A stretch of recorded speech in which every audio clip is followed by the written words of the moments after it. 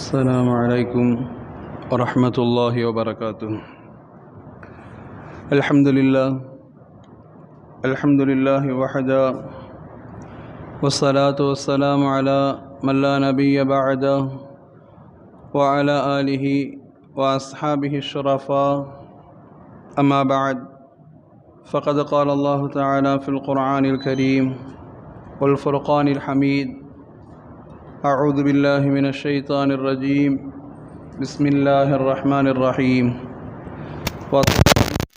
قد أهمتهم أنفسهم يظنون بالله غير الحق ظن الجاهلية.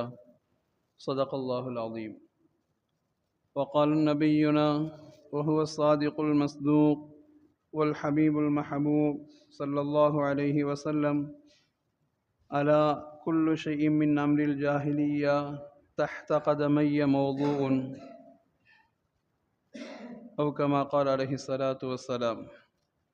اللهم صل صلاة الرضا والكمال والجمال والجلال على سيدنا محمد وآله وصحبه عدد ما ذكره الذاكرون وغفل عن ذكره الغافلون، وصدق رسوله النبي الكريم، ونحن على ذلك من الشاهدين والشاكرين، والحمد لله رب العالمين. புகழனைத்தும் அல்லாஹ் ஜல்ல சுப்ஹானஹு வ தஆலா ஒருவருக்கே உரித்தாகட்டுமாக.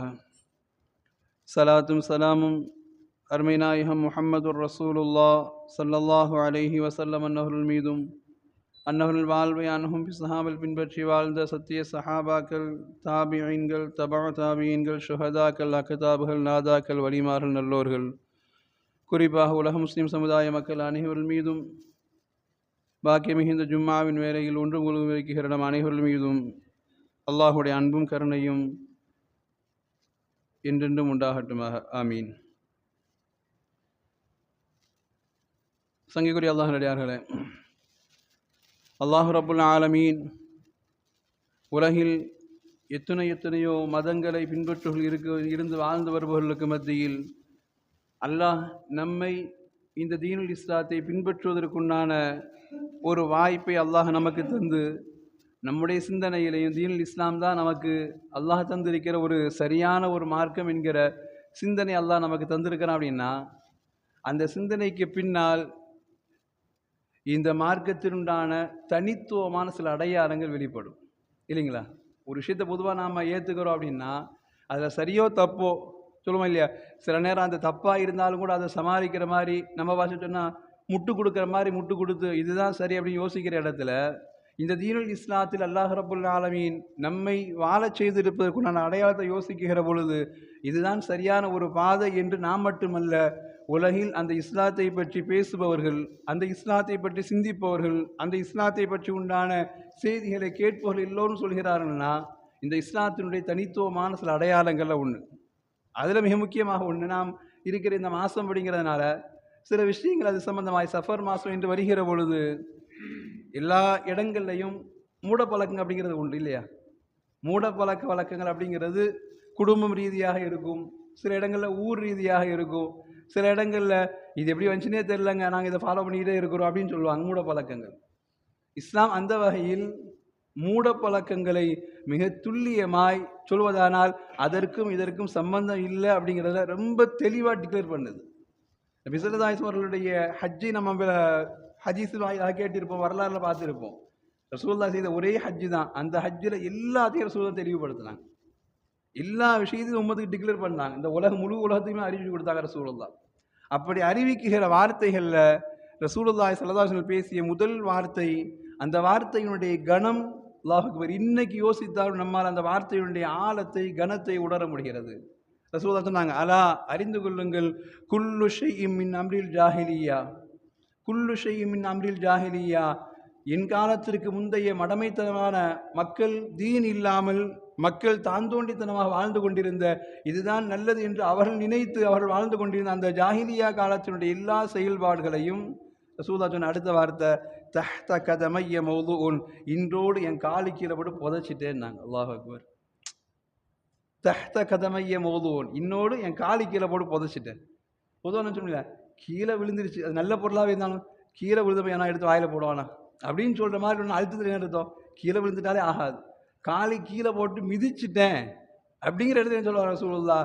அந்த மடமைத்துவமான மடமைத்தனத்தினுடைய பழக்கத்திற்கு நான் ஒருபோதும் எந்த நேரத்திலும் எந்த சூழலிலும் நான் ஒத்துக்கொள்வது கிடையாது, இந்த மார்க்கம் அதை அங்கீகரிப்பது கிடையாது அப்படிங்கிறத ரசூலுல்லாஹ் தெல்ல தெளிவாக தனது ஹஜ்ஜில் வைத்து ஒட்டுமொத்த உலக சமுதாயத்துக்கு சொல்ல தெளிவுபடுத்துகிறாங்க. ஆனால் இன்னைக்கு இல்லையா, ஒவ்வொரு குடும்பங்களையும் பார்த்தா மூடப்பழக்கம் ஏதாவது வந்துடும். பொதுவாக நம்ம சொல்லணும் இல்லையா, இதை நான் விட்டுறலாங்க, ஆனால் என் வீட்டுக்கார மாட்டெலாம் பதில் சொல்லி மாற முடியாது. இன்றைக்கி பெண்கள் எடுத்துகிட்டு அவங்கள்ட்ட தனி ஒரு சில பழக்கம், அது எப்படி வந்துச்சு ஏன் வந்துச்சு அதை மறுத்துட்டா நாம் புருஷன் கெட்டவன் பிள்ளைங்க போய் கெட்டவங்க, அது இருந்துடணும், அவ்வளோதான். அது காரணம் இருக்குதோ இல்லையோ, ஆனால் அது இருக்கணும். அந்த மூட பழக்கம் தெரிஞ்சாலும் அது இருக்கணும் அப்படின்னு நினைப்பாங்க. இஸ்லாம் நாம் யோசிக்கணும் இல்லையா, மார்க்கம், இந்த மார்க்கம் அறிவை கொண்டு யோசிக்கவும் சொல்லி தருகிற இடத்துல இந்த மார்க்கம் ஏன் மூட நம்பிக்கைகளை மிக தெளிவாய் மிக மூர்க்கமாய் எதிர்க்கிறது என்று நாம் யோசித்து பார்த்தோமானால் நிறைய காரணங்கள் சொல்லலாம். அடிப்படையாய் ஒரு மூணு விஷயங்கள் இதனால் மார்க்கம் இந்த மூட நம்பிக்கைகளை எதிர்க்கிறது என்று பார்க்கிற பொழுது, முதல் விஷயம், அதை செய்கிறதுனாலையோ அல்ல செய்யாமல் விடுறதுனால எந்த பிரயோஜனமும் கிடையாது. செஞ்சாலும் சரி செய்யாலும் சரி எந்த பிரயோஜனம் யாருக்கும், சமுதாயத்திற்கும் சரி மக்களுக்கும் எந்த பிரயோஜனமும் கிடையாது. இதனால மார்க்கம் எதுக்கிறையே இந்த மூட உலகம் செய்கிறது எதிர்க்குது. ரெண்டாவது ஒரு விஷயம் இருக்குது, இதை செய்வதனால், இந்த மூட நம்பிக்கைக்கு பின்னால் போகுவதனால் சமத்துவமான மக்களுக்கு மத்தியில் உயர்வு தாழ்வு ஏற்றத்தாழ்வு எல்லா பிரச்சனைகளும் வருகிறது. மனிதனை சக மனிதனாய் மதிப்பதில் பிரச்சனை ஏற்படுது என்பதனால் இஸ்லாம் மூட நம்பிக்கைகளை மிக மூர்க்கமாக எதிர்க்கிறது. மூணாவது ஒரு அடிப்படை, அப்படி செஞ்சுக்கிட்டே போனோம்னா அது பெரும் ஒரு பாவத்தில் போய் வீழ்ந்து விடும் என்கிற இந்த மூன்று அடிப்படையினால் நிறைய காரணங்கள் சொல்லலாம். இந்த மூணும் செய்கிறதுனாலே இல்லாதனாலே புரோஜனம் இருக்காது. ரெண்டாவது ஒன்று, மனிதர்களுக்கு மத்தியில் ஏற்றத்தாழ்வு பாகுபாடை உண்டாக்குகிறது. மூணாவது விஷயம், அது பெரும் ஒரு பாவத்தில் போய் விட்டு விடுகிறது என்பதனால் மார்க்கம் மூர்க்கத்தனமாய் மூட நம்பிக்கைகளை எதிர்க்குகிறது. நாம் நிறைய சஹாபாக்களுடைய வரலாறு கேள்விப்படுவோமா இல்லையா? ரசூலுல்லாஹ்வுடைய சபையில் சுபூ தொழுதுக்கு பின்னாடி உட்கார்ந்து ரசூலுல்லாஹ் சஹாபாக்களோட பேசிக்கிட்டு இருப்பாங்க. அப்படி பேசி கொண்டிருக்கிற பொழுது யாராவது கனவு கண்டிங்கன்னா ரசூலுல்லாஹ் கேட்பாங்க. ஏன்னா டெய்லி கனவு காண போகிறதில்ல. அப்படி கனவு கண்டிருந்தால் சஹாபாக்கள் சொல்லுவாங்க, இல்லைன்னா ரசூலுல்லாஹ் தாம் பார்த்த கனவு சொல்லுவாங்க.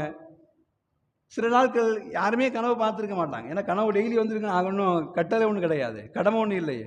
அப்போ யாருமே கனவு பார்த்துருக்க மாட்டாங்க. அப்போ சஹாபாக்கள் சொல்கிறாங்க, குறிப்பாக சமரத்து ஜுந்துபுரல்லா சொல்லுவாங்க, நாங்கள் ரசூலுல்லாவோட 100க்கு மேற்பட்ட சபைகளில், எப்போ சுபுவுக்கு பின்னாடி உண்ணா நேரத்தில்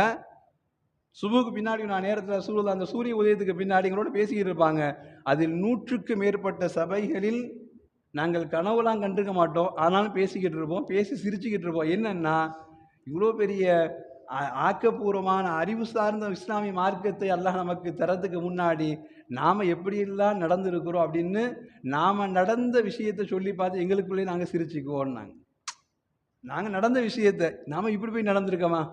நாமளாம் இப்படி அறிவோடு இருக்க இன்றைக்கி அல்லாஹ் ஒருவன் சொல்லி அவ்வளோ தெளிவாக இருக்கிற நாமளாம் அன்றைக்கி இப்படியெல்லாம் நடந்திருக்கிறோம் அப்படின்னு எங்களுக்குள்ள உண்டான விஷயத்தை நாங்கள் எப்படி சிறுவில்லைத்தனமாக நடந்திருக்கிறோம். இவ்வளோ அறிவுள்ள நாமலாம் இந்த லா இலாஹ இல்லல்லாஹ் சொல்கிறதுக்கு முன்னாடி, முஹம்மது ரசூலுல்லாஹ் சொல்கிறதுக்கு முன்னாடி, அந்த கலிமாவுக்கு முன்னாடி இவ்வளோ மடமையாக நடந்திருக்கோமே எங்களுக்கு உண்டானதை நினச்சி நாங்கள் சிரிப்போம். ரசூலுல்லாஹ் ஓரத்தில் உட்கார்ந்து அதை புன்முறுவலோடு பார்ப்பாங்க. அப்போ அந்த அளவுக்கு தான் இருந்திருக்குது. அவருடைய இஸ்லாத்திற்கு பின்னால் தன்னுடைய பழைய வாழ்க்கையை நினைக்கிற பொழுது நாமளாம் இப்படி வாழ்ந்துருக்கிறோம் அப்படின்னு யோசிக்கிற மாதிரி. இன்றைக்கி நாம் சொல்லுவோமா இல்லையா? நிறைய பார்க்குறோமா இல்லையா? பழம், என்ன பழம் எல்லாமே எலுமிச்சை பழத்தை எடுக்கிறோம், அதை வெளியில் வச்சு 4 டயருக்கு கீழே வச்சு அதை ஏற்றிட்டு இல்லையா தூக்கி தூர போட்டு உள்ளுக்குள்ளே நாம் வாங்கி குடிக்கிறோம். அதை காரில் வச்சு அந்த ஏசிக்குள்ளே வச்சு அதே படத்தை போட்டிருக்குது. குடித்தா இந்த மாதிரி லெமன் குடிக்கணுங்கிறோம். ஒரிஜினலை தூக்கி தூர போட்டுட்டு வெறும் கெமிக்கலை குடிச்சிட்டு அதை ஒரு சந்தோஷம் அடைகிறோன்னா இன்றைக்கி நான் எவ்வளோ பெரிய மூட பழக்கத்தில் இருக்கிறோம். இதை கொண்டு தான் நம்முடைய பிரயாணம் அமைகிற மாதிரி, இதை கொண்டு தான் எல்லா தடங்களும் விலகிற மாதிரி இன்றைக்கி பழத்தினுடைய ரேட்டுக்கு அதை யோசிச்சு பாருங்கள். கிட்டத்தட்ட ஒரு 30 ரூபா மதிப்புக்குள்ள பழத்தை வீணாக்கிக்கிட்டு அதே இதை 10 ரூபா டப்பாவில் வாங்கி வச்சு சந்தோஷமாக குடிச்சிட்டு வர்றோன்னா எவ்வளோ பெரிய ஒரு மடமைத்தனமான ஒரு காரியம். இன்றைக்கி சமூகம் மாறி போயிருக்குதாங்க. பெண்கள்கிட்ட நான் நிறைய மூடத்தனமான பழக்கங்கள். அன்னைக்கு ஒரு நேரம் சொன்னாங்கல்ல, இன்றைக்கும் போய் ஒன்றும் இல்லை, தெரிந்த கடைகளில் கூட, நமக்கு தெரிஞ்சவங்க மாற்று சகோதர கடைகளில் கூட இரவில் விளக்கு வச்சதுக்கு பின்னாடி கடையில் போய் ஊசி கேளுங்க, சின்ன குத்துற மாதிரி ஏதாவது பொருள் கேளுங்க, கத்தி மாதிரி பொருள் கேளுங்க, தரமாட்டாங்க. விளக்கு வச்சுட்டு அதெல்லாம் கொடுக்கக்கூடாதுங்க, குடும்பத்துக்குள்ள சண்டை வந்துருங்க. இன்னைக்கும் நம்மை மூட நம்பிக்கை ஆட்டி வதைக்கிறது இல்லையா? அன்னைக்கு ஒரு நேரம் கரண்ட் இல்லாத நேரம், இருள் இருக்கிற நேரம், கீழே விழுந்துட்டா ஊசியை விழுந்தா தேட முடியாதுன்னு நினைச்சு அவங்க சொன்ன வார்த்தையை பிடிச்சிக்கிட்டு இன்னைக்கு அதையும் ஒரு பெரிய ஒரு பக்திக்கு உண்டானதாக வச்சுக்கிட்டு அவசர தேவைக்காக போய் நிற்கிற பொழுது கூட ஊசியை வாங்க முடியல, கத்தியை வாங்க முடியல அப்படின்னு நினைக்கிற பொழுது மனிதர்களுடைய மூட நம்பிக்கை எவ்வளவு தூரமே பால்படுத்தி இருக்கிறது. இன்னைக்கு அதை விஞ்ஞான ரீதியாக இன்னைக்கு சொல்றான். சரி, அந்த ஊசி தான் இல்லை, ஒருவேளை டாக்டர்கள் உபயோகப்படுத்தி மருத்துவ உபயோகப்படுத்தி அந்த ஊசி கிடைக்கல, அவசரத்துக்கு வாங்கி ஆகணும், விளக்கு வச்சா தர முடியாதுன்னு நோயாளிய உயிர் என்ன ஆகிறது? யோசிக்கணுமா இல்லையா? நோயாளிய உயிர் என்ன ஆகிறது? அப்போ விட்டாலும் செய்தாலும் பிரயோஜனம் இல்லாத ஒண்ணுங்கிறதுனால மார்க்கம் அவ்வளவு மூர்க்கமாக எதிர்க்கிறது. சில பேர்கள்லாம் இன்னைக்கு குடும்பங்கள்ல செவ்வாய்க்கிழமை ஆச்சுன்னா இது செய்யக்கூடாது, புதன்கிழமை ஆச்சுன்னா இது சாப்பிடக்கூடாது, வெள்ளிக்கிழமை ஆச்சுன்னா இங்க போகக்கூடாது. ஏழைக்கு காசு கொடுக்கறத கூட நாள் கிழமை பார்த்து நேரம் பார்த்து கொடுக்குற அளவுக்கு இன்னைக்கு நன்மைகளை விட்டு தூரமாகிட்டே போறதுனால மார்க்கம் எதிர்க்கிறது. இதுல உங்களுக்கு பிரயோஜனமே கிடையாது. இப்படி ஒரு மூட நம்பிக்கை தூக்கி என்ன பண்ண போறீங்க? அது அபூபக்கருடைய காலம். அபூபக்கருடைய காலத்துல சஹாபாக்களிடம் சொன்னாங்க, ரசூலுல்லாஹ், சஹாபாக்கள் சொன்னாங்க அபூபக்கர்லாட்ட, இந்த மாதிரி அஹமஸ் கூட்டத்தை சார்ந்த ஒரு பெண் திடீர்னு தெரியல யார்கிட்டையும் பேசாம உட்கார்ந்துருக்கிறாங்கன்னு. அபூபக்கர்லா என்னன்னு தெரியல திடீர்னு பேசாம இருக்காங்கன்னு சொல்லிட்டு அந்த பெண்ணுடைய வீட்டுக்கு போனாங்க. போய் அந்த பெண்ணை போய் கேட்டாங்க, என்னம்மா திடீர்னு நல்லா பேசிக்கிருந்தோம், திடீர்னு நம்ம பேசாம இருந்துட்டு அப்படின்னு கேட்டாங்க. அப்போ அபூபக்கர்லாட்ட அந்த பெண் சொன்னாங்க, அஹமஸ் கூட்டத்தை சார்ந்த பெண் சொன்னாங்க, ஹஜ்ஜத் முஸ்மிதா, நான் மௌன விரதத்தை நீதி பண்ணியிருக்கிறேன்னு. நான் மௌன விரதம் இருக்க போறேன்னு முடிவு பண்ணிட்டேன், அதனால யார்கிட்டையும் பேசுறது இல்லை அப்படின்னு அந்த அம்மா சொல்லிச்சு. அப்போ அபூபக்கர்லா சொன்னாங்க, நீ மௌன விரதம் இருக்கிற, இந்த மௌன விரதத்தினால் சொன்னாங்க யாருக்கு என்ன பிரயோஜனம் இல்லையா? மார்க்கம் சொல்லி தருது, மண் சமத்த நஜா, பொதுவாக அமைதியா இருந்துட்டா எல்லா பக்கமும் சந்தோஷம். பொதுவாக நாம சொல்லுவோம் இல்லையா, கணவனை பிரச்சனை, பிள்ளைங்க பெற்றவங்க பிள்ளைங்க பிரச்சனைன்னு சொல்லுவோம், இல்லை ஓனர் தொழிலாளி முதலாளி பிரச்சனை, கொஞ்சம் அமைதியா இருப்பா, தானா கோவம் தெரிந்தா தானா சரியாயிருவான்பா. புருஷன் முன்னாடி மத்தியில் சின்ன சின்ன சொல்லுவோம், காலையில திட்டுவான்பா, சாயங்காலம் எல்லாம் சரியாயிருவான்பா. கொஞ்சம் அமைதி தான் தேவை. மார்க்கம் சொல்லியது மண் சமத்த நஜா, கொஞ்சம் அமைதியா இருந்துட்டேன்னா எல்லாத்துக்கும் வெற்றி தான். அமைதியாக இருக்கிறது வேற, அதுக்காக வேண்டி வாய் மூடி மௌன விரதம் இருக்கிறதுங்கிறது வேற இல்லையா? மௌன விரதத்தினால் என்ன சாதிக்க போற? அபூபக்கர்லா சொல்லுவாங்க, நீ மௌன விரதத்தை கடைபிடிக்காதை விட்டுவிடு, ஹாதா மின் அமில் ஜாஹிலியா, இது ஜாஹிலியா காலத்துடைய பழக்கமா, இதுக்கும் மார்க்கத்திற்கும் சம்பந்தம் கிடையாது. நீ மௌன விரதத்தினால் எதையும் லாபமாக நீ சேர்ந்தெடுக்க முடியாது. உன் மௌன விரதத்தினால் இந்த கோரிக்கை நிறைவேற போறது கிடையாது இல்லையா? ஓ மௌன விரதத்தினால இந்த கோரிக்கை நடக்க போறது கிடையாது, எந்த லாபமும் யாருக்கும் கிடையாது, இதுக்கும் மார்க்கத்துக்கும் சம்பந்தம் கிடையாது, மௌன விரதத்தை கலைச்சிருன்னாங்க. மார்க்கம் மூர்க்கமா எதிர்க்கிற முதல் அடிப்படையில் யாருக்கும் பிரயோஜனம் இல்லை என்கிற விஷயத்துல மார்க்கம் சொல்கிறது, மூட நம்பிக்கையினால் இப்படி யாருக்கும் பிரயோஜனம் இல்லாத செயல்பாடுகள் இருப்பதினால் மூட நம்பிக்கையை மார்க்கம் எதிர்க்கிறது. அப்ப இது மாதிரி நடந்த விஷயங்கள் எல்லாம் சஹாபாக்கள் சுபுகுக்கு பின்னாடி உட்கார்ந்து, நாமளா இப்படி நடந்திருக்கிறோம், ஒரு நேரம் இவ்வளவு தூரம் தீனுடைய பற்றோடு வாழ்கிற நாமளா ஒரு நேரம் தீனுக்கு நமக்கும் சம்பந்தம் இல்லாத மாதிரி மூட நம்பிக்கையில் வாழ்ந்திருக்கிறோம் என்று நினைத்து எங்களுக்கு நாங்களே பேசி சிரிச்சுக்கோன்னாங்க. மார்க்கம் எதிர்க்கிற 3 விஷயங்கள் முதல் விஷயம். ரெண்டாவது ஒரு அடிப்படை, ரசூலுல்லாஹ் சொன்ன வார்த்தைக்கு பின்னால் தஹ்த கதமைய மௌதுஉன், என் காலை கீழே போட்டு இதோடு இந்த மூட நம்பிக்கை நான் புதைச்சிட்டேன்னு நாங்கள் ரசூலுல்லாஹ் பேசின வார்த்தைகளுடைய உச்சங்கள், அல்லாஹு அக்பர், எவ்வளவு தூரங்கள் அந்த வார்த்தையை ரசூலுல்லாஹ் அந்த உம்மத்திற்கு தெளிவுபடுத்தி கொண்டு வந்தாங்க தெரியுமா? நாம் சொல்ற இரண்டாவது அடையாளம், மனிதனுக்கு மத்தியில் பாகுபாடை காட்டுகிறது என்பதனால் மூட நம்பிக்கை ரசூலுல்லாஹ் எதிர்த்தாங்க. மனிதர்களுக்கு மத்தியில் வாழ்கிற மனிதர்களுக்கு மத்தியில் சக மனிதர்களுக்கு மத்தியில் பாகுபாடை காட்டுகிறது என்பதனால் ரசூலுல்லாஹ் மிக தெளிவாக எதிர்த்தாங்க. சொன்னாங்க ரசூலுல்லாஹ் 3 விஷயங்கள், இப்படி ஹதீஸ்ல நிறைய பார்க்கலாம், 3 விஷயங்கள் 4 விஷயங்கள் 2 விஷயம் அப்படின்னு சொல்லி ரசூலுல்லாஹ் சொல்லுவாங்க. இதெல்லாம் ஐயாமுல் ஜாஹிலியாவுடைய விஷயம், ஐயாமுல் ஜாஹிலியா காலத்தினுடைய நடந்த விஷயங்கள் என்று ரசூலுல்லாஹ் சொல்லுவாங்க. இதை நீங்க செய்யாதீங்க அப்படின்னு ஒரு சந்தர்ப்பத்தில் ரசூலுல்லாஹ் சொன்னாங்க, சலாசத்து 3 விஷயங்கள் மின் அமாலில் ஜாஹிலியா, அது ஜாஹிலியத்தினுடைய காலத்தினுடைய மக்களுடைய பழக்க வழக்கங்கள் சொல்லி ரசூலுல்லாஹ் முதல்ல சொன்னாங்க, அல் ஃபஹ்ரு பில் அன்சாப், வம்ச பெருமை பேசுதல் என்பது அது ஜாஹிலியா காலத்துடைய பழக்கம். ரசூலுல்லாஹ் வம்ச பெருமை பேசிக்கொண்டே இருப்பது இன்னைக்கும் சனாதன முறைகள் கற்றுத்தருகிற பாடம் அதுதானே. நான் சூத்திரன், நான் இந்திரன், சந்திரன், அவன் பேர் வச்சுக்கிட்டு தலையில் பிறந்தேன், காலில் பிறந்தேன், வயிற்றில் பிறந்தேன், எனக்கு நீ கீழே, உனக்கு நான் மேலங்கிற மாதிரி பிரிச்சுக்கிட்டே போகிற இடத்துல வம்சப்பெருமை என்பதே ரசூலுல்லாஹ் இது ஐயாமல் ஜாஹிலியாவுடைய காரணங்க ரசூலுல்லாஹ். உங்களுக்கு மத்தியில் உயர்வு தாழ்வு என்பது அல்லாஹ் நிர்ணயம் செய்திருக்கிற தக்குவாவை கொண்டு மட்டும்தான். அந்த தக்குவா என்கிற இறை சிந்தனை யாரிடம் அதிகமாக இருக்கிறதோ அவன் சிறந்தவனாக மாற முடியுமே தவிர்த்து அல்ஃபஹ்ரு பில் அன்சாப் ரசூலுல்லாஹ் சொன்னாங்க, வம்ச பெருமையை வைத்து உங்களை யாரும் பெருசாயிட முடியாது ரசூலுல்லாஹ். வம்ச பெருமை குலப்பெருமையை பேசிக்கொண்டு உங்களை யாரும் பெருசா மாறிட முடியாது. இன்னைக்கு அப்படி குலப்பெருமை பேசுவதனால்தானே நீ சொல்றாங்களே இல்லையா, இப்போ இந்த படி படிக்கணும்னா இந்த குளத்தில் பிறந்திருக்குங்கிற மாதிரி ஒரு கணக்கில் இருந்தது எல்லாம் இன்னைக்கு அல்ஹம்துலில்லாஹ் தமிழகம் உடைத்து வந்து கொண்டிருக்கிறது இல்லையா. செப்பல் தைக்கிற தொழிலாளியுடைய மகன் செப்பல் தான் தைக்கணும் இல்லையா, மரமாளுடைய மகன் அந்த தொழிலுக்கு தான் போகணும், மூட்டை தூக்குறவனுடைய மகன் அந்த தொழில் தான் போகணும், அந்தந்த தொழிலுக்கு போகணும்னு மாதிரி வச்சிருந்த இடத்துல ஏன்னா குலப்பெருமை பேசிக்கிட்டே இருந்தாங்க. இவனெல்லாம் மருத்துவர் ஆகிட்டான், அந்த மருத்துவர்கிட்ட போய் எவன் வேலை பார்க்கறது, இவனெல்லாம் வக்கீல் ஆகிட்டான், அந்த வக்கீல்கிட்ட போய் நாம் போய் நிற்கிறதா, இவனெல்லாம் நமக்கு மேலே வேலை செய்ய வச்சுட்டு அவன்கிட்ட போய் நம்ம நிற்கிறதான்ற மாதிரி குலப்பெருமையினால் வேலைகளை பிரித்து வைத்த இடத்துல இன்னைக்கு ஒரு 200 வருடங்களுக்கு 150 வருடங்களுக்கு முன்னால் ஒரு 100 வருடங்களுக்கு உள்ளாக இந்தியாவுடைய தமிழகத்தினுடைய பெருமையை நாம் பேசிக்கிற இடத்துல ஒரு 1400 வருடங்களுக்கு முன்னால் நபிகள் பெருமானார் ஸல்லல்லாஹு அலைஹி வஸல்லம் அவர்கள் தெளிவாய் ஹஜ்ஜில் வைத்து ரசூலுல்லாஹ் பேசினாங்க. இந்த இஸ்லாத்தில் மூட நம்பிக்கையா அது அவ்வளவு தூரம் ஒதுக்கப்பட வேண்டியது. அந்த மூட நம்பிக்கையின் ஒரு அடிப்படை உங்களுக்கு மத்தியில் நீங்கள் பாகுபாடு காட்டி வாழாதீர்கள். அந்த பாகுபாடினால் உங்களுடைய படிப்பு பாதிக்கப்படுகிறது, பொருளாதாரம் பாதிக்கப்படுகிறது, உங்களுடைய வாழ்வினுடைய முன்னேற்றம் பாதிக்கப்படுகிறது. ஒத்தனுக்கு ஒத்தனை சமத்துவமாக நினைக்கிற எண்ணம் முதல்ல வரமாட்டேங்குன்னாங்க இல்லையா. இன்னைக்கு நம்மள பல பேர் உண்டல்லவா சமத்துவமா நினைச்சு பார்க்கிற எண்ணங்கள் இல்லாமல் போகிற இடம். எவ்வளவு பெரிய ஆட்சியாளனா இருந்தாலும் போட்டோவினால் போஸ் கொடுக்கிற பொழுது தோளில் கை போட்டுக்கிறான், கேமராக்காரன் பார்த்தா கை குலுக்கிக்கிறான், பின்னாடி போய் டெட்டால் போய் கை கழுவிட்டு வர்றான். அரசியலிலிருந்து சாதாரண தெருவில் நம்மோடு நடக்கக்கூடிய பழகியவர் வரைக்கும் கொஞ்சம் பணம் சேர்ந்து விட்டால், கொஞ்சம் அவனுடைய குலப்பெருமை ஓங்கி விட்டால், நம்மளை பார்க்கிற பார்வையிலிருந்து நம்மோடு செயல்படுகிற எல்லாத்துலையும் ஒதுங்கி போய் நிற்கிறான். ஒரு பக்கம் விருந்தில் எல்லாம் ஒற்றுமையாக வாங்கன்னு சொல்லிட்டு அவன் தனியாக வேற ஹோட்டலில் ஆர்டர் பண்ணி தனியாக சாப்பிட்டு போகிறான். குலப்பெருமை வருகிற இடத்துல ரசூலுல்லாஹ் சொன்னாங்க. அல்லாஹு அக்பர். சஹாபாக்களுடைய வாழ்வில் நாம் ரசூலுல்லாஹ் எவ்வளவு தூரம் கற்றுக் கொடுத்திருக்கிறாங்கிற அடிப்படையை சஹாபாக்களுடைய வாழ்க்கையில் நிறைய பார்க்கலாம். சஹாபாக்களுடைய கடைசி காலங்கள் ரசூலுல்லாஹ் வஃபாத்து, பெரும் பெரும் சஹாபாக்கள் எல்லாம் வஃபாத். அபூதர் ரலியல்லாஹு என்கிற ஒரு சஹாபி வாழ்ந்து கொண்டிருக்கிறார்கள். அவர்கள் ரபதா என்கிற ஊருக்கு போகிற பொழுது அந்த ரபதா என்கிற ஊரில் வாழ்ந்து கொண்டிருக்கிற மஅரூர் இப்னு சுவைத் என்கிற பெரியார், மஅரூர் இப்னு சுவைத், இவர் சஹாபாக்களை பார்த்த தாபி. சஹாபாக்கள் ரசூலுல்லாஹ் காலத்தை வாழ்ந்த சஹாபாக்களை பார்த்த தாபி. சொல்லப்போனால் இவங்களுக்கு அவங்களுக்கு நேரடியாக சம்பந்தமே கிடையாது. அந்த இடத்துல ஊருக்கு போயிருக்கிற பொழுது சஹாபியை பார்க்குறாங்க. அந்த சஹாபி அபூதர் ரலியல்லாஹு வர்றாங்க.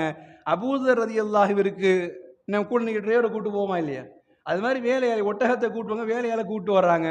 ஒட்டகத்திற்கு மேல் இருக்கிற அபூதர் ரலியல்லாஹுவும் ஒட்டகத்தை இழுத்து கொண்டு வருகிற அபூதர் ரலியல்லாஹுடைய அடிமை வேலையாள், 2 பேரையும் பார்க்குறாங்க. 2 பேரும் ஒரே குவாலிட்டியில் ஒரே கலரில் ட்ரெஸ். இன்றைக்கி நம்ம கல்யாண குடும்பத்தை பார்க்க மாட்டோமா இல்லையா, அடி கொண்டு போகிற ஒரு 6-7 பேர் ட்ரெஸ் போட்டுனான்னா இவங்கெல்லாம் ஒரே செட்டு, மாப்பிள்ளை வீட்டுக்காரங்க, பொண்ணு வீட்டுக்காரன், இதெல்லாம் ஒரே வயசுக்காரன், மாமா மச்சான், அப்படி எல்லாம் ஒன்று போல் நிற்கிற மாதிரி இங்கே வேலையாட்களும் பணியாலும் ஒட்டகத்தின் மேல் அமர்ந்திருக்கிற அபூதர் ரலியல்லாஹுவும் ஒட்டகத்தை இழுத்து கொண்டு வருகிற அபூதர் ரலியல்லாஹுடைய அடிமையும் ஒரே நிறத்தில் ஒரே குவாலிட்டியில் ட்ரெஸ்ஸு. அந்த ஊரை பார்க்குற மஅரூர் இப்னு சுவைத் ரஹிமஹுல்லாஹ் கேட்டாங்க, என்ன ஆச்சரியமாக இருக்குதுன்னாங்க. என்ன ஆச்சரியம் பார்த்துட்டீங்கன்னாங்க.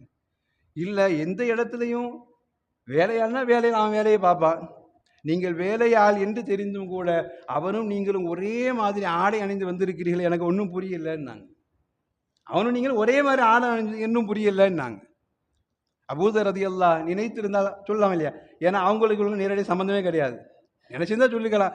நாமெல்லாம் யாருங்க, ரசூலுல்லாஹ் பார்த்தவங்க, நாங்களாம் ரசூலுல்லாஹ் கூட பழகினவங்க, எங்கள் உள்ள பெருசாக எப்பவுமே பெருசு, நாம் அப்படி தான் செய்வோம். அடி வாங்குறதை மறைச்சுடுவோம் இல்லையா, நம்ம அடி வாங்கினது எவனும் பார்க்கல, எது வேணால் அடிச்சு விட்டுக்கலாங்கிற மாதிரி, நாம் அடி வாங்கினது எவனும் பார்க்கல, எதாவது அடிச்சு விட்டுக்கலாம் அப்படின்னு நினைக்கிற மாதிரி சொல்லலாமா இல்லையா. அபூதர் ரலியல்லாஹு இறங்கி மஅரூர் சுவைத் ரலியல்லாஹு இறங்கி பேசினாங்க. ஒன்றுமில்லை, நான் ரசூலுல்லாஹிடம் கற்ற பாடம் இது அப்படின்னாங்க. நான் ரசூலுல்லாஹிடம் கற்ற பாடம். இதே அடிமை ரசூலுல்லாஹோடு நான் வாழ்கிற பொழுது அப்பொழுதும் என்னுடைய வீட்டு வேலைக்காரராக இருந்தார். அப்போ ஒரு நேரம் 2 பேருக்கு மத்தியில் வாக்குவாதம் வருகிற பொழுது நான் அவரை திட்டினேன். அவரை திட்டினதோ நிப்பாட்டாம என் கோபம் அடங்காம அவருடைய தாயையும் சேர்த்து நான் திட்டிட்டேன். நான் முதலாள், நீ தொழிலாளி, நீ என்ன என்னோட பெரிய ஆளாங்கிற மாதிரி அவருடைய தாயையும் சேர்த்து திட்டி விட்டேன். இது ரசூலுல்லாஹ்வுடைய சபைக்கு எத்தி வைக்கப்பட்டு என்னை அழைத்து ரசூலுல்லாஹ் ஒரே கேள்வி கேட்டாங்க, ஐயர்தஹு பி உம்மி, ஐயர்தஹு பி உம்மி, அவருடைய தாயை நீ குறை கூறினாய் கேட்டாங்க ரசூலுல்லாஹ். சொல்லிட்டு அடுத்த வார்த்தை சொன்னாங்க, இன்னக இம்ரஉன் ஃபீக ஜாஹிலியா, நீ சஹாபியாய் எங்களோடு இருக்கிறீர்கள், ஆனால் உங்கள்கிட்ட அந்த ஜாஹிலியா காலத்தில் வாடை அடிக்குதுன்னாங்க ரசூலுல்லாஹ். இன்னக இம்ரஉன் ஃபீக ஜாஹிலியா, இருப்பது சஹாபாக்கள் ஆகிற புனிதமான நபியோடு உண்டான காலத்தில், ஆனால் உங்கள்கிட்ட அடிக்கிற அந்த இரத்த வாடையில் உண்டான வாடை உங்களுடைய பேச்சில் தெரியுதுன்னாங்க ரசூலுல்லாஹ். நீங்கள் ஜாஹிலியா காலத்துடைய பேச்சை பேசிட்டீங்கன்னாங்க ரசூலுல்லாஹ். சொல்லி ரசூலுல்லாஹ் 3 விஷயம் சொன்னாங்க. அவர்கள் செல்வம் இல்லாததினால் உங்கள்கிட்ட வேலைக்காரனாக இருக்கிறானே தவிர்த்து அவனுக்கும் உங்களை மாதிரி தோல் இருக்குது, உங்களை மாதிரி ரத்தம் இருக்குது, உங்களை மாதிரி கண் இருக்குது, உங்களை மாதிரி நடக்கிறான், ஓடுறான், பசி இருக்குது, எல்லாம் அவனுக்கும் ஒன்று தான். என்ன காசு மட்டும் அவன்கிட்ட இல்லை, அவ்வளோதான் வித்தியாசம். அதற்காக நீங்கள் அவனுடைய தாயை சேர்த்து திட்ட முடியுமா? சொல்லி ரசூலுல்லாஹ் சொன்ன அற்புதமான பாடம், உலகத்தில் எல்லோரையும் சமமாக பார்க்கணுங்கிற ரசூலுல்லாஹ் சொன்னாங்க. நீ அணிகிற ஆடை அவனுக்கும் வேணும் நாங்கள் ரசூலுல்லாஹ், நீ உண்ணுகிற உணவு அவருக்கும் வேணும் நாங்கள் ரசூலுல்லாஹ். அடுத்த வார்த்தை தான் ரொம்ப ஆழமாக சொன்னாங்க. இன்னைக்கு உலகத்தினுடைய எவ்வளவு பெரிய உயர் பதவிக்கு போன ரசூல் சொன்ன வார்த்தை, நீ அவருக்கு ஒரு வேலை கொடுத்து அந்த வேலை செய்வதற்கு அவர் கொஞ்சம் கஷ்டப்படுறாருன்னா அந்த கஷ்டத்தில் பங்கெடுத்து நீயும் போய் உதவியான்னு இல்லைன்னாங்க. அல்லாஹ் அக்பர். இவ்வளவு ஆழமான வார்த்தை.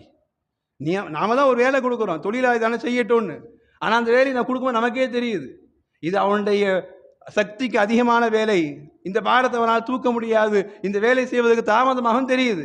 ரசூலுல்லாஹ், நீ இறங்கி போய் வேலை செய். மனுஷன் தானே, அவன் பக்கத்து நிற்க உனக்கே வெக்கமா இருக்குது, அவனோடு உரசி நடக்க உனக்கே அசிங்கமாக தெரிகிறது, அவன் பக்கத்தில் நின்று மூச்சு காத்து வாங்க உனக்கே அவ்வளோ வெக்கமா இருக்குது. மனிதனை மனிதனாய் பார் என்று ரசூலுல்லாஹ் எனக்கு சபையில் நடத்திய பாடம். இதுதான் சஹாபாக்கள். தன்னை பார்க்காத, இந்த நடந்த விஷயம் யாருக்குமே தெரியாது, நினைச்சிருந்தா நான் ரசூலுல்லாஹ்ட்ட அந்த மாதிரி ஒழுக்கத்தை கற்றுக்கிட்டு ஒரே வார்த்தையில் முடிச்சிருக்கலாம். சொன்னாங்க, நான் அன்னைக்கு அடி வாங்கினேன், அந்த அடியின் வலியை இன்னும் மறக்கல. ரசூலுல்லாஹ் சொன்ன ஒரு வார்த்தை, நீ இருப்பது சஹாபாக்களுடைய பட்டியலில் நீங்கள் இருப்பது, ஆனால் உங்களிடம் அடிக்கிற வாடை அந்த இரத்த வாடை அடிக்கிறது, ஜாஹிலியா காலத்துடைய வாடை உங்களுடைய பேச்சில் அடிக்கிறதுங்கிற ரசூலுல்லாஹ் சொன்ன அந்த ஒத்தை வார்த்தை சாட்டால் அடிச்சதுக்கு சமம். அன்னைக்கு திருந்தினேன் நான். அதனால் இன்னைக்கு என்னோடு வருகிற என் பணியாளர் தான், அவரும் மனுஷன் தானே, நான் போடுகிற ஆடை அவருக்கும் எடுத்து கொடுத்துருக்கிறேன் நாங்கள் அபூதர் ரலியல்லாஹு அக்பர். இது ரசூலுல்லாஹ் ஒழித்து காட்டிய மக்களுடைய பாகுபாட்டை, மக்களை ஜாதியின் பேரினால் மக்களை அவலப்படுத்துவதற்கு, மக்களை பிரித்தாளுவதற்காக வேண்டி அவன் கையகப்படுத்துகிற சாதிக்கு மத்தியில், ஜாதிக்கு மத்தியில், எல்லா வேறுபாடுக்கு மத்தியில் ரசூலுல்லாஹ் கையாண்டாங்க. 1400 வருஷங்களுக்கு மத்தியில் வேலையாலும் முதலாளியும் ஒன்று தான், அவனுக்கும் உடம்பு ரத்தம் தான், உனக்கும் உடம்புல ஒரு ரத்தம் தாங்கிறத 1400 வருடங்களுக்கு முன்னால் ரசூல் பேசிய வார்த்தை. அல்லாஹ் அக்பர். அவ்வளவு ஆழமாய். அதனால் மூட நம்பிக்கை எதுக்குறாங்க ரசூலுல்லாஹ். உன் குலப்பெருமையினால் ஒருவன் பாதிக்கப்படுவானால் நான் அந்த மூட நம்பிக்கை எதுக்கிறேன் நாங்க ரசூலுல்லாஹ், என் காலிக்கீழ போட்டு புதைக்கிறேன் நாங்க ரசூலுல்லாஹ் சொன்னாங்க. ரசூலுல்லாஹ் ரெண்டாவது விஷயம், ஒத்தஅனு ஃபில் அன்சாப், ரசூலுல்லாஹ் சொன்னாங்க, ஜாதியை குறை கூறி பேசுவது. நீங்களும் பொதுவாக அப்படிதானே, யாரையாவது சீண்டணும்னா உடனே அவன் ஜாதி பேரை சொல்லிடுறது. அது எவ்வளோ தப்பு அப்படின்னு இன்னைக்கு சட்டமே இருந்தாலும் கூட நம்ம கோபத்தை அடக்க முடியும்னா உடனே நீ அந்த ஜாதி தானே, இந்த ஜாதி தானே, ஜாதியை தூண்டி விட்டு பேசுகிற இடத்துல, அது ஒரு மத கலவரத்திற்கு ஒரு வழியாய் மாறுகிற இடத்துல, அல்லாஹ் அக்பர், 1400 வருடங்களுக்கு மத்தியில் முன்னால் ரசூலுல்லாஹ் சொல்லி கொடுத்தாங்க, மக்களுக்கு மத்தியில் ஒற்றுமை வரணும்னா ஜாதியை பற்றி பேசாதீங்க, மக்களுக்கு மத்தியில் பாகுபாடு இல்லாமல் வாழணும்னா உன்னுடைய குலப்பெருமை பற்றி பேசாத, உன் வீட்டுக்குள்ள உன் குலப்பெருமை வச்சுக்கோ, வெளியில் வந்து விட்டால் நீயும் அவனும் சமம் என்கிற ஒரு சிந்தனைக்குள் வந்து விடு என்கிற பாடத்தை ரசூலுல்லாஹ் சொல்லி கொடுத்தாங்க. 3வது அடையாளம் ரசூலுல்லாஹ் சொன்னாங்க, ஒன்னியாஹத்து ஃபில் மௌத், மௌத்தின் சமயத்தில் நெஞ்சில் அடித்து கொண்டு ஒப்பாரி வைத்து அழுகுதல். இந்த 3ம் ரசூலுல்லாஹ் சொன்னாங்க, இவைகள் எல்லாம் ஐயாமுல் ஜாஹிலியா காலத்தில் இருந்தது. இவைகள் மக்களுக்கு மத்தியில் பாகுபாட்டை காட்டுகிறது என்பதனால் அந்த பாகுபாட்டை நான் விரும்பல. அதனால் தஹ்த கதமைய மௌதுஉன், எனது காலை கீழே போட்டு புதைக்கிறேன் நகர ரசூலுல்லாஹ், எனது காலை கீழே போட்டு புதைக்கிறேன். இந்த மூட நம்பிக்கையெல்லாம், மூட நம்பிக்கையினால் உங்களுக்கு மத்தியில் எந்த வித்தியாசம் தெரியக்கூடாது, பாகுபாடு தெரியக்கூடாது. மூட நம்பிக்கையின் மூலமாய் யாருக்கும் பிரயோஜனம் இல்லாத வார்த்தையோ பிரயோஜனம் இல்லாத எந்த செயலும் இருந்து விடக்கூடாது. அதனால போட்டு புதைக்கிறேன் ரசூலுல்லாஹ். மூணாவது அடையாளம் ரசூலுல்லாஹ் சொன்னாங்க, மூட நம்பிக்கையினால் பாவத்தின் விளைவுகள் வருவதனால் அந்த மூட நம்பிக்கையை நான் ஆக்கப்பூர்வமாக முழு மூர்க்கமாக எதிர்க்கிறேன் ரசூலுல்லாஹ். அல்லாஹ் அக்பர். ரசூலுடைய ஹதீஸினுடைய ஒப்பீட்டின் அளவை பார்த்தால் நமக்கு தெரியும். ரசூலுல்லாஹ் சொன்னாங்க, யார் ஒருவன் ஒரு நேரம் குடித்து விட்டால், ஒரு நேரம்னா நம்ம நினைக்கிற மாதிரி குவார்ட்ரு, அரை, ஃபுல்லு அந்த கணக்கெல்லாம் கிடையாது, ஒரு மில் அதெல்லாம் கிடையாது. ஒரு சொட்டானாலும் ஒரு துளி ஆனாலும் ஹராம் இல்லையா? யார் குடிக்க அடிமையானாங்கிறது இல்லை, ஒரு துளி வாயில் பட்டு விட்டதோ ரசூலுல்லாஹ் சொன்னாங்க, அவனுடைய லம் யக்பல் இல்லாஹு லஹு ஸலாத்து அர்பஈன சபஹா, அவனுடைய 40 நாள் தொழுகை ஏற்றுக்கொள்ளப்படாது. நாங்கள் அல்லாஹ் பாதுகாக்க வேண்டும். இந்த சமூகம் இன்னைக்கு ஒரு துளி அல்ல, கவர்மெண்டுடைய பாதி வருமானத்தை இந்த சமூகம் அங்கே கொடுத்து கொண்டிருக்கிறது. எவ்வளவு கேவலம்! அல்லாஹ் அக்பர். ஒரு துளியினால் 40 நாள் அமல்கள் அத்துணையும் ஏற்றுக்கொள்ளப்படாதுன்னாங்க. யார்? தொழுகையாளியா இருக்கிற மனுஷனுக்கு. இங்க நாம் யோசிக்க வேண்டிய விஷயம், இது ஒரு பெரும் பாவம் என்கிற அடிப்படையில் ரசூலுல்லாஹ் எதிர்த்தாங்க, மனசு ஏற்றுக்கொள்ளுது. ஆனால் ரசூலுல்லாஹ் அடுத்த வார்த்தையை ஒன்று ரசூலுல்லாஹ் சொன்னாங்க. சஹாபா கேட்டாங்க, ரசூலுல்லாஹ் எங்கள்கிட்ட மூட நம்பிக்கை சில பழக்கம் இருக்குது, நாங்கள் என்ன பழக்கம் கேட்டாங்க. நாங்கள் மன் அத்தல் அர்ராஃப், நாங்கள் எதிர்காலத்தை குறித்து சொல்கிற ஜோசியக்காரனை நாங்கள் பார்க்க போவோம். நாங்கள் எதிர்காலத்தை குறித்து சொல்கிற ஜோசியக்காரனை பார்க்க போகிற பழகம் நம்மள்கிட்ட இருக்குதுன்னாங்க. இன்னைக்கு நம் சமூகத்திலும் ஜோசியத்தை நம்பி வாழ்கிற சில மனிதர்கள் இருக்கிற இடத்துல அல்லாஹ் அந்த சிந்தனையை மாற்றி தர வேண்டும். பெரும்பாவமாய் மது குடித்தால் அது உம்முல் ஹபாயிஸ் நாங்கள் ரசூலுல்லாஹ் அத்தனை பாவங்களுக்கும் தாய். மது உள்ளே இறங்கினால் தாய்க்கும் தாரத்திற்கும் வித்தியாசம் தெரியாமல் போகிறது. மது உள்ளே இறங்கினால் யார் யாரோடு பேசுகிறோம் என்கிற வித்தியாசம் மறந்து போகிறது, யாரோடு கலந்துரையாடுகிறோம் என்கிற அடிப்படை மறந்து போகிறது. அதனால ரசூலுல்லாஹ் சொன்னாங்க, அல்லாஹ்வுடைய எச்சரிக்கையில 40 நாள் தொழுகை உன்னுடைய ஈமானே அழிந்து போகுது நாங்கள் ரசூலுல்லாஹ். ஆனால் ஜோசியத்தை நம்பினா இவன் போய் தனியாக கேட்டுட்டு தனியாக ரகசியமாக செஞ்சுட்டு உட்காரான். அப்படி தானே? நான் ஜோசியக்காரனை பார்க்க போனேன், எனக்கு தகவல் ஊர் ஃபுல்லாக தண்டோரை போடுறான். பாவம் தான், இல்லைன்னா இல்லை. ஆனால் ரசூலுல்லாஹ் குடியினால் எவ்வளவு எச்சரிக்கையை சொன்னாங்களோ அதே எச்சரிக்கை சொன்னாங்க ரசூலுல்லாஹ் சஹாபாக்கள்கிட்ட. உங்களிடம் ஜோசியம் பார்க்கும் பழக்கம் இருக்கிறதா? மன் அத்தல் அர்ராஃப், யார் ஒரு எதிர்காலத்தை குறித்து சொல்கிற ஜோசியக்காரனை போய் நிற்கிறானோ, லம் தக்பல் லஹு ஸலாத்து அர்பஈன லைலா, அவனிடம் 40 நாள் தொழுகை ஏற்றுக்கொள்ளப்படாது. அல்லாஹ் அக்பர். பெரும் பாவத்தினால் கொலை செய்து விட்ட பொழுதும் கூட, மதுல கொலை செஞ்சுட்டுங்க, போதையில் கொலை செஞ்சீங்கன்னு சொல்கிறவன் வேற, ஜோசியக்காரனை பார்க்க போகிறோம் அப்படியா? பார்த்துட்டு தானா ஒதுங்கி தான் வேலை செஞ்சுட்டு போறான். ஆனால் ரசூலுல்லாஹ் சொன்னாங்க, இது பாவத்தில் போய் நிப்பாட்டுகிறது, அங்கே ஈமான் பறி போகிறது. ஈமான் பறி போகிறது என்பதனால் எந்த போதையினால் ரசூலுல்லாஹ் 40 நாள் தொழுகை ஏற்றுக்கொள்ளப்படாதுன்னாங்களோ அதே விஷயத்தை ரசூலுல்லாஹ் சொன்னாங்க. ஜோசியக்காரன் நம்பி போனாலும் 40 நாள் தொழுகை அவுட்டுனாங்க ரசூலுல்லாஹ். இங்கே ரசூலுல்லாஹ்வுடைய ஒப்பீடை நாம் யோசித்து பார்க்கணும் இல்லையா? பொதுவாக ரசூலுல்லாஹ்வுடைய வார்த்தைகள் இன்னைக்கு பொதுவாக சொல்ற மாதிரி இருந்தா, எப்போ அவன் நம்பி போனியா அவனுக்கு ரிஸ்க் வராது, அவன் நம்பி போனியா உனக்கு வருமானம் வராது, பரக்கத்து அப்படின்னு சொல்றது வேற. ஸ்ட்ரேட்டா கொண்டு போய் ஒப்படைச்சாங்க ரசூலுல்லாஹ், ஈமானே அழிஞ்சு போச்சுன்னாங்க. மூட நம்பிக்கையினால் பாவத்தின் உச்சத்தினால் ஈமான் அழிந்து போகிறது என்பதனால் ரசூலுல்லாஹ் சொன்னாங்க, இதுவெல்லாம் அவங்களுடைய காலத்தில் வாழ்ந்த ஐயாமுல் ஜாஹிலியா காலத்தினுடைய தொடர்பில் உண்டானது. அந்த தொடர்புக்குள் நீ வருகிற பொழுது குடித்தவன் செய்கிற பாவத்தினால் என்னென்ன விளைவினால் அந்த 40 நாள் தொழுகை ஏற்றுக்கொள்ளப்படவில்லையோ அதே அளவிற்கு ஜோஷியத்தை நம்புகிற உங்களிடம் இருந்தும் நம்மிடம் இருந்தும் அல்லாஹ் பாதுகாக்க வேண்டும். 40 நாள் தொழுகை அவுட்டுனாங்க ரசூலுல்லாஹ். இந்த அளவுக்கு ரசூலுல்லாஹ் எச்சரிக்கை கொடுத்ததுடைய அடையாளம் என்னன்னா, சின்ன சின்னதாய் நம்மை அறியாமல் இதை செஞ்சா என்ன பரவாயில்லை, இதை செஞ்சா என்ன தப்பு அப்படின்னு யோசிக்கிற இடங்களில் அங்கே மார்க்கம் சொல்கிறது, ஈமானிற்கு உண்டான உத்தரவாதத்தை யோசித்துக்கொள். உன்னை சுற்றி வாழ்பவர்களுக்கு மத்தியில் சக மனிதனாய் வாழ்வதற்குண்டான வாழ்க்கையின் முறையை யோசித்துக்கொள். இதை செய்வதனால் இந்த சமூகத்திற்கோ அல்லது குறைந்தபட்சம் உன் குடும்பத்திற்கோ இல்லது உனக்கு தனிப்பட்டவர்கள் ஏதாவது நல்லது இருக்கான்னு யோசிச்சுப்பார். தனக்கு நல்லது இல்லாத இந்த சமூகத்தில் ஏற்றத்தாழ்வை உண்டு பண்ணுகிற இந்த சமூகத்தில் பாவத்தில் போய் சேர்க்கிற எந்த மூட நம்பிக்கையாக இருந்தாலும் ரசூல் சொன்ன வார்த்தை அதுதான். இதோடு தஹத கதமைய மௌலூன் ஹஜ்ஜத்துல் வதாவில் சொன்னாங்க ரசூலுல்லாஹ், அது என் காலுக்கு கீழே போட்டு புதைத்துட்டேன் ரசூலுல்லாஹ் சொல்லி முதல் வார்த்தையா சொன்னாங்க. அதை நான் ஒழித்த முதல் அடிப்படை என்ன தெரியுமா? அர் ரிபா, வட்டியை நான் முதலாய் ஒழிக்கிறேன்னாங்க. அது ஐயாமுல் ஜாஹிலியா காலத்தில் வியாபாரம்னு பேரில் பண்ணாங்க. இன்னைக்கும் ஃபைனான்ஸ் என்கிற பெயரில் கொடிகட்டி பறக்குகிற பல இடங்களில் நம் சமூகத்தினுடைய அறிவை மழுங்க செய்துள்ள வியாபாரமாய் ஃபைனான்ஸ் மாறி போகிற இடத்தில் அல்லாஹ் அக்பர் ரசூலுடைய காட்டமான எச்சரிக்கை ரசூலுல்லாஹ் சொன்னாங்க. உன் தாயோடு, அல்லாஹ் அக்பர், நினைக்க முடியாத வார்த்தை, உன்னை பெற்றெடுத்த தாயோடு 1க்கு 70 முறை விபச்சாரம் செய்த பாவம் என்ற ரசூலுல்லாஹ்வுடைய வார்த்தைக்கு பின்னால் அல்லாஹ் அக்பர் ஒருவனை ரத்தத்தை உறிஞ்சி எடுக்கிற அளவிற்கு அல்லாஹ் தந்திருக்கிறா. 100 ரூபா தந்தா 10 ரூபா தான் கேட்கிறீ, என்ன மனசாட்சியில் கேட்கிறாய்? கொடு, கடன் கொடு, அல்லாஹ் உனக்கு 1க்கு 100 அல்ல 1000 திரும்ப தருவான் அல்லாஹ் ரப்புல் ஆலமீன். இன்னைக்கு சமூகம் பாதித்திருக்கிற அத்துணை இடங்களிலும் ரசூலுல்லாஹ் ஹஜ்ஜத்துல் வதால பேசினாங்க. இதெல்லாம் மூட நம்பிக்கையினால் உருவானது. அவன் வியாபாரம் என்று உருவாக்கினான். அல்லாஹ் சொல்றான், நீ கடன் கொடு, அது பரக்கத்திற்கு உண்டானது. இல்லையா, ஏழையை பார்த்து சதக்கா கொடு, அது பரக்கத்திற்கு உண்டானது. ஏன் 1க்கு 5 1க்கு 10 மீட்டர் ஸ்பீடு ரன் வட்டி என்று போட்டு வசூலித்துக் கொண்டே இருக்கிறாய் என்று அல்லாஹுடைய ரசூல் எச்சரிக்கிற அந்த வார்த்தைக்கு பின்னால் இந்த சமூகத்தில் எங்கெல்லாம் வேறுட முடியுமோ மூட நம்பிக்கை அத்தனையும் ரசூலுல்லாஹ் ஒழிச்சாங்க. ஒழிக்கப்பட்ட விஷயங்கள் இன்னைக்கு வேறொரு பேராய், வேறொரு இடமாய் இன்னைக்கு மாறி மாறி வெளியே வருகிற இடங்களில் அல்லாஹ் ரப்புல் ஆலமீன் இந்த சமூகத்தை எல்லா விதமான மூட நம்பிக்கைகளிலிருந்தும் நாம் கொண்டிருக்கிற இந்த சஃபருடைய மாதமும் அது அல்லாஹுடைய பரக்கத்திற்குண்டான ஒரு மாதம். ரசூலுல்லாஹ் சொன்ன மாதிரி தொற்று நோய் இஸ்லாத்தில் கிடையாது, ஒலா அத்தியரா பறவை சகனம் கிடையாது, ஒலா ஹாம்மா ஆந்தை சகனம் கிடையாது.